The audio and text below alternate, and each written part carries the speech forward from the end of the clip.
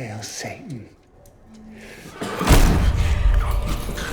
I can say this with a lot of confidence. Nobody could move on from Longlegs. That movie had everyone at the edge of their seats with the amount of suspense, psychological terror, and dread it filled everyone with throughout the film. But the experience was truly unforgettable. It definitely had its effect on all of us, mostly because it left us with so many unanswered questions and genuinely too many creepy possibilities. I always felt like there's something more to the story, and this feels like the perfect time to talk about it because my hunches were right. We are getting another film from the Longlegs universe. It has been officially confirmed that Longlegs 2 is in early development. Let's dive into every detail we have about the upcoming film without waiting any longer. Let's begin with... Oh, please. Don't! Call me! The legacy of the original film. Longlegs is the 2024 American mystery horror thriller film written and directed by one of the prominent directors of the modern horror genre, that is, Osgood Perkins. I know his last name must feel familiar. He is actually the son of Anthony Perkins, the man who played the unforgettable role of Norman Bates in Psycho. I am convinced the horror and thriller genres run in their genes, and Longlegs was actually Osgood's fourth feature film that he wrote and worked on. For this film, he used his own creative style of writing to bring back the same essence of thrill and horror from films like Silence of the Lambs and The Witch.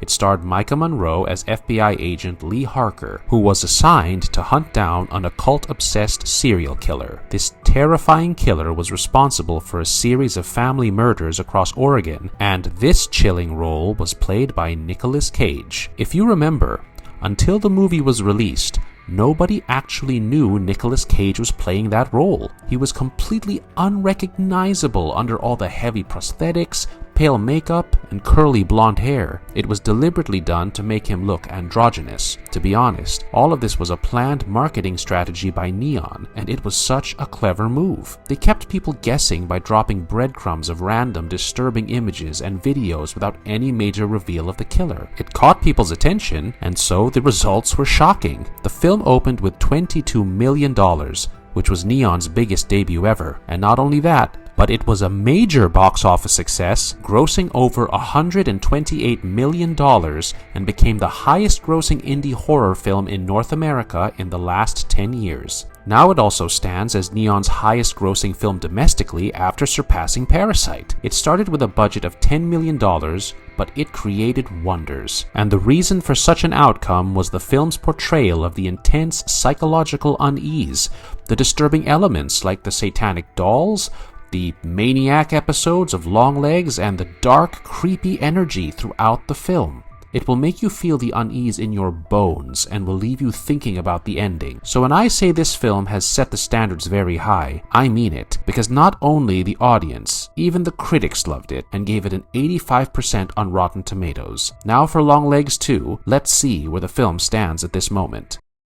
Potential plot speculation. As said, the original film deliberately ended with an unsettling ambiguity. We see Lee rushing to Agent Carter's house, only to find Ruby's doll has already completed its work. Carter killed his wife, so in return Lee shot him and her own mother, but when he tried to shoot the doll and free Ruby from its influence, the gun was empty without any bullets. So it can't be interpreted in only one way, and that the evil wasn't going anywhere. Perkins said in an interview with Den of Geek, "I think the ending for Lee was about as bad as it could have turned out." And when asked for a sequel to Lee's ending, he clearly stated, "Not my problem. It's contained. It's done. It's over." So for the new film, it cancels out any possibility of a sequel that will continue the storyline of the original film, but the theme will most likely be the same. It will be a new standalone story, as Perkins shared his thoughts with Dexerto about not writing a sequel, that there's also something glorious about leaving things alone, right? That's harder to do, isn't it? Isn't it harder to leave something alone than it is to try to do it again? It is very obvious at this point that Perkins will be returning as the writer and director,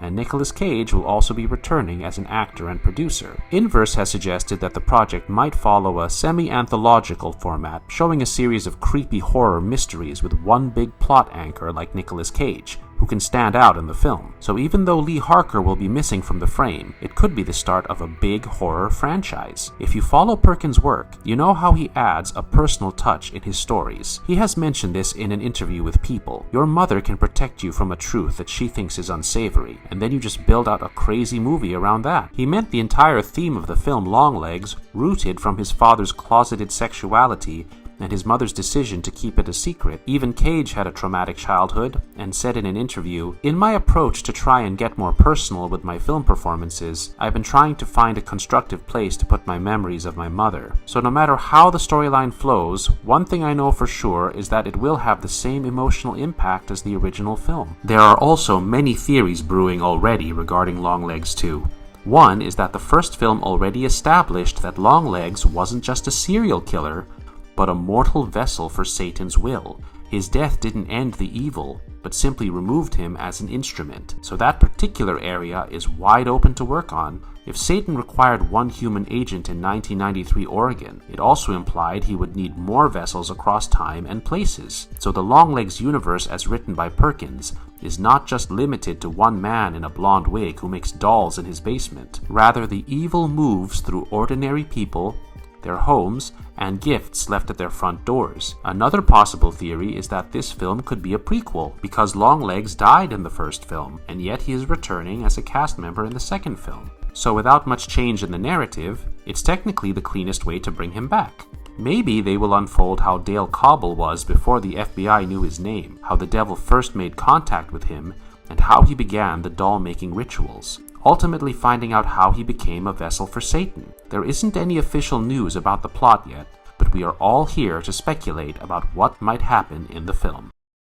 Behind-the-scenes stories. I know you must be curious to know what is going on behind the cameras right now. I have already told you all, Perkins and Nicholas will be returning in their respective roles, but they will also be returning as producers along with Brian K. Jones, Chris Ferguson, and Dave Kaplan, who produced the first film. Nicolas Cage produced the original film through his own production company, Saturn Films, but this time they have partnered with Paramount Pictures. They took over the distribution rights as the franchise's scale and budget expanded after the first film. Now that it's under Paramount, one thing I'm hoping to see is how they execute the marketing strategies, because what Neon did was legendary, and now that the element of surprise is gone, everyone already knows Cage's identity. Paste magazine jokes that audiences should expect a cryptic marketing campaign teasing Cobble, a Longlegs story soon. In my opinion, to top the original film's marketing, Paramount will have to come up with a really strong and creative strategy to bring the same sense of dread and suspense among the audience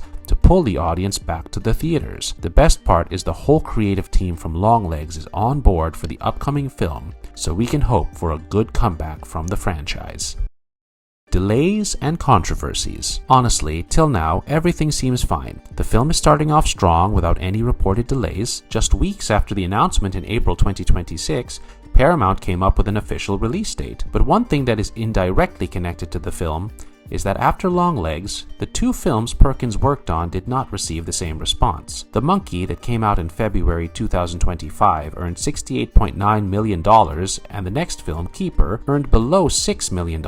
Keeper received criticism from both the critics and the audiences. I personally think people want to experience the same thrill as they experienced in Longlegs. It is quite clear this will create pressure on the Longlegs follow-up film. First of all, he will return to the position that made him popular. Secondly, this time he will be working with Paramount Pictures along with Cage, so there's a lot riding on his shoulders already. So he really has to make sure this film works because people have very high expectations. Though, I think one advantage with having Paramount as the studio is that they consider horror a priority, which gives Perkins the financial support and backup to work according to his creative will. Just one controversy that seems to be circulating in the horror community is that expanding the universe might affect the film. There is a brewing tension between creative purity and commercial logic, which raises controversies like whether a follow-up movie was really necessary. Otherwise, there are no such scandals or strikes or any billing disputes that might affect the progress of the film. However, the filmmakers need to handle this project very carefully, as many people are looking forward to it.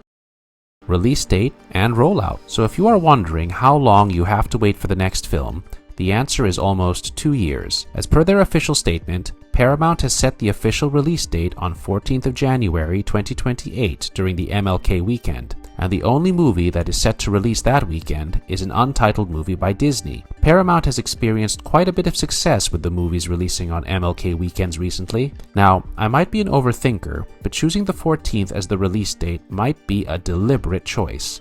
To think of it, 14 was the number that ran through the entire mythology of the first film, starting with the birth dates associated with Longlegs' ritual killings, the announcement of the sequel on April 14th, and now the film's release on the very same date. It's a genius move, to be honest. Now, apart from this, we don't know much about the rollout. The makers have already announced who will be back on the set, but the rest of the cast, the actual title of the film, and the production starting dates are still getting decided. If we look back, Longlegs started shooting 6 months after the initial news of the film in 2023 and released in 2024. So if the same happens, there are high chances the shooting won't start before the end of 2026 or early 2027 to release in 2028. So this was everything I had to tell you about Longlegs 2. Now it's just a matter of time before one of the most horrifying films of the decade makes a comeback. Let us know in the comments below how excited you are for the Longlegs 2 release, and don't forget to like and subscribe to our channel.